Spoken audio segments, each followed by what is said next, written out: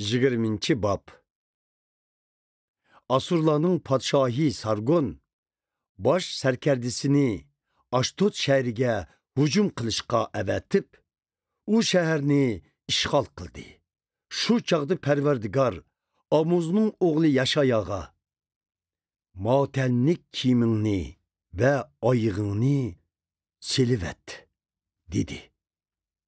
Yashaya shundoq qildi va yalang oyoq kiyimsiz kezib yurdi. Ondan Parvardigor mundoq dedi: Mening xizmatkorim Yashaya 3 yil yalang oyoq va kiyimsiz yurdi.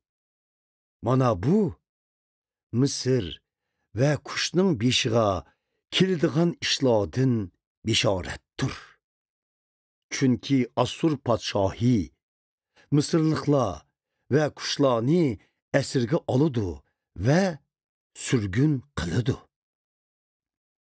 Yoshlar va yashanganlar yalang oyoq, kiyimsiz yalang'och holda yuridi. Bu Misr uchun nomus. Qushqa umid bog'lagan va Misrni cho'ng bilib, uningga tayanganlar buni ko'rib qo'rqidi va xijil bo'ladi. Shu chog'da dengiz bo'yida yashayotgan Filistiyaliklar va Yahudiya xalqi mundoq deydi: Qaranglar, biz umid bog'lagan kishilarga nima bo'ldi? Ular bizni Asurlarning hujumidan qo'g'dab qoladi deb ishongan edik-ku.